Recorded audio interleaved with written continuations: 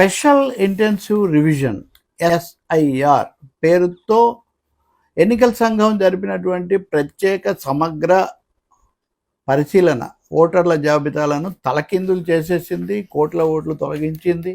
2024 తర్వాత జరిగిన ఎన్నికలన్నింటిలో ఈ లక్షణం మనకు బీహార్ దగ్గర నుంచి తరతమ తేడాలతో కనిపిస్తుంది. కానీ అది బెంగాల్లో అత్యధికంగా ఉంది. ఎందుకంటే బెంగాల్లో తొలగించిన ఓట్ల సంఖ్య చాలా ఎక్కువ. ఇది కాకుండా ఇంకా అస్పష్టంగా టు బి అడ్జుడికేటెడ్ జాబితాలో పెట్టిన ఓట్లు కూడా చాలా ఎక్కువ. కాబట్టి దాదాపు 96-97 లక్షల ఓట్లు నేరుగా తొలగించారు. ఒక 27 లక్షల ఓట్లు ఇంకా పరిశీలనలో పెట్టారు. ఈ విధంగా జరిగిన ఎన్నికల తర్వాత ఫలితాలు కనుక చూస్తే ఖచ్చితంగా ఈ సర్ అనేటటువంటి ఈ రాజ్యాంగాతీత సరికొత్త ప్రక్రియ చాలా ప్రభావం చూపించింది అని తెలుస్తుంది. ఇప్పుడు ఇది times of India story. TMC last more vote share in seats with high voter deletion. ఎక్కువగా ఓట్లు తొలగించిన చోటే వీళ్ళ ఓట్ల శాతం చాలా ఎక్కువగా తగ్గిపోయింది అని చెప్పి ఇది చెప్తూ ఉంది. అలాగే స్క్రోల్ పత్రిక, దీని మీద వెబ్ పత్రిక ప్రత్యేకమైన అధ్యయనం చేసింది. 105 సీట్లలో సర్ ప్రభావం చాలా బలంగా ఉంది. బీజేపీ గెలుచుకున్న సీట్లు ఇవి 105 సీట్లు. అంటే వాళ్ళకి 200 వచ్చాయంటే అందులో సగం. వాళ్ళు 200 నుంచి 88 అంటే వాళ్ళు కోల్పోయింది కూడా 120 దాదాపు.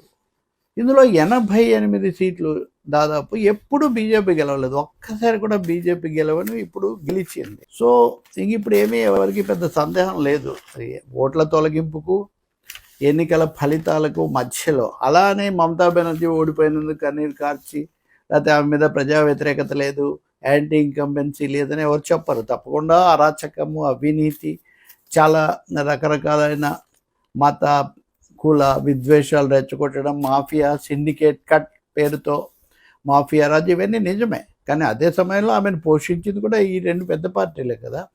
ఇప్పుడు హఠాత్తుగా వాళ్ళు ఈ సర్ తీసుకొచ్చారు. ఇందులో ఎప్పుడు గెలవని 88 స్థానాలు గెలిచారు. మీకు గుర్తుంటే ప్రధానమంత్రి మోదీ ఎన్నికల ప్రచారంలో ముందే ప్రకటించేశారు, మేము ప్రభుత్వ ఏర్పాటుకు వచ్చేస్తామని ఆయన చెప్పడం కూడా మనకు గుర్తుంటుంది. దీనికి చాలా స్పష్టమైన ఉదాహరణలు కూడా చెప్తున్నారు. ఇది కేవలం బీజేపీ కాదు, CPM అంతకు ముందున్నప్పుడు CPM లెఫ్టినెంట్ రోజులకు మమతా బెనర్జీ కూడా పోల్చినటువంటిది. ఉదాహరణకు బంకురా లోక్సభ స్థానం 2021లో దీన్ని లెఫ్ట్ గెలవలేదు, దాన్ని తృణమూల్ కాంగ్రెస్ గెలిచింది. కానీ అందులో ఉన్నటువంటి హిందూస్ అనేటటువంటి శాసనసభ స్థానం మటుకు అంతకు ముందు వామపక్షాలు గెలిచేవి, లెఫ్ట్ గెలిచేది. కానీ అప్పుడు కూడా 9,000 ఓట్ల ఆధిక్యత వచ్చింది వాళ్లకు హిందూస్లో. 2021లో కూడా లోక్సభ స్థానం ఓడిపోయినప్పటికీ శాసనసభ విభాగంలో 9,000 ఓట్ల ఆధిక్యత లెఫ్ట్కి వచ్చింది. కానీ ఏం చేశారు సర్లో ఇక్కడ దాదాపు 8,000 ఓట్లు, 7,515 ఓట్లు తొలగించారు. ఇప్పుడు ఆ స్థానం పోయింది. ఇంకా ఉంటుంది జాదవ్పూర్. ఈ బుద్ధదేవ్ భట్టాచార్య మాజీ ముఖ్యమంత్రి 1987 నుంచి 2011 వరకు ఆయన గెలుస్తూ వచ్చారు. అటువంటి సీట్ అది, ముఖ్యమంత్రి సీట్ అంటే అంతే కదా. అక్కడ 56,000 ఓట్లు తొలగించారు. ఇలా చెప్తూ పోతే ఎక్కడెక్కడైతే సాంప్రదాయకంగా ఆ సీట్లు చాలా కాలం పాటు TMC లెఫ్ట్ పట్ల మధ్యనే మారుతూ వచ్చాయో అంతకుముందు, అంటే వాళ్ళ హయాంలో, ఆ తర్వాత కాలంలో నెమ్మదిగా బీజేపీ వీటి మీద కన్నేసిందో, ఎప్పుడు కూడా గెలవలేకపోయిందో ఈ 2 ఎన్నికల్లో కూడా ఆ సీట్లలో సర్ ఎక్కువగా జరిగింది. మతపరమైన విభజన, మత్తు వాళ్ళని తొలగించడం, ఇవన్నీ కూడా మనం చెప్పుకున్నాం. కాబట్టి సర్ అన్నది చాలా ప్రత్యేకమైన పాత్ర వహించింది ఈ ఫలితాలకు దీనికి మధ్యలో. మీకు గుర్తుంటే సుప్రీంకోర్టు ఈ కేసు విచారించినప్పుడు గెలిచిన అభ్యర్థుల ఓట్ల తేడా సర్ కింద తొలగించిన దానికంటే ఎక్కువగా ఉంటే మా దగ్గరికి రండి అని సుప్రీంకోర్టు చెప్పింది.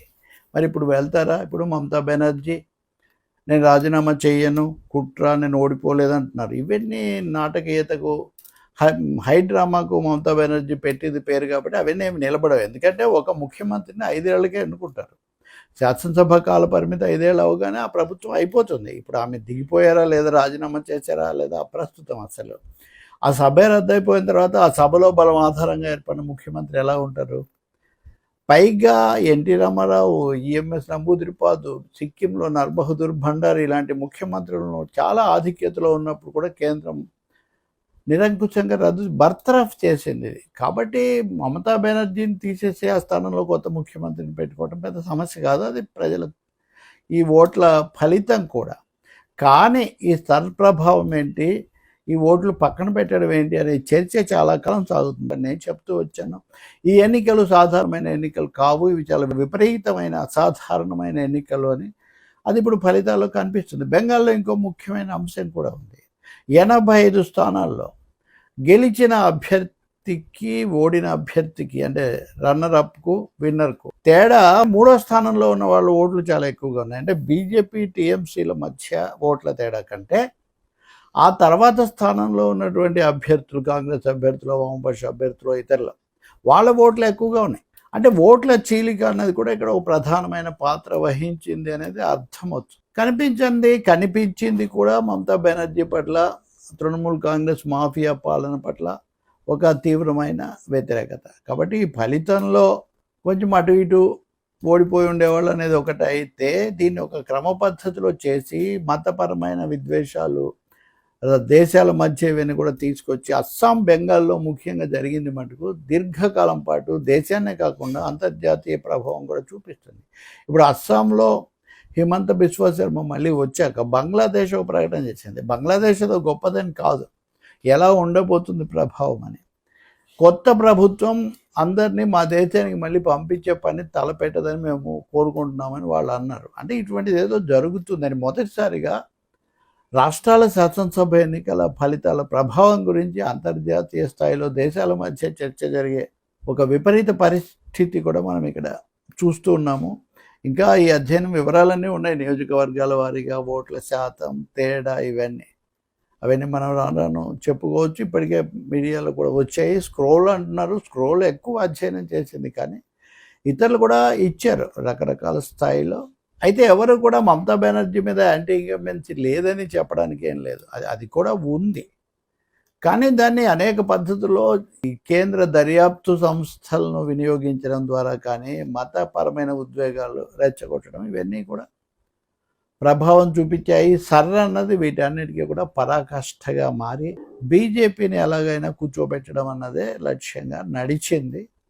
సైద్ధాంతికంగా వామపక్షాలకు పెట్టని కోట అయినటువంటి చాలా కాలం పాటు 34 ఏళ్ల పాటు, ఇది చిన్న విషయం కాదు కదా. ఇంత హంగామా చేసిన మమతా బెనర్జీ 15 ఏళ్ళు కదా పాలించారు. 34 ఏళ్లలో సగం కూడా కాదే.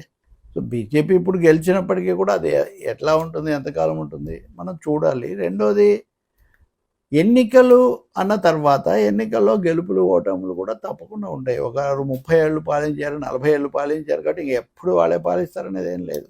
ఎక్కడ తప్పులు జరిగాయి, ఎందుకు మనం వెనకబడ్డాం, అది తప్పకుండా వామపక్షాలు చూసుకోవాలి. కానీ అంతకంటే ముఖ్యంగా పార్టీలు, రాష్ట్రాలకు అతీతంగా రాజ్యాంగంలో లేని అనే ఒక ప్రక్రియ తీసుకొని వచ్చి, అది కూడా ఎన్నికలు ప్రకటించిన తర్వాత ఇష్టానుసారం ఓట్లను తీసేసే ఈ అంశాన్ని మటుకు రాజ్యాంగపరంగా ఎదుర్కోవాలి, రాజకీయంగా ఎదుర్కోవాలి. ఎవరైనా గెలవచ్చు, ఎవరైనా ఓడొచ్చు ఆ తర్వాత.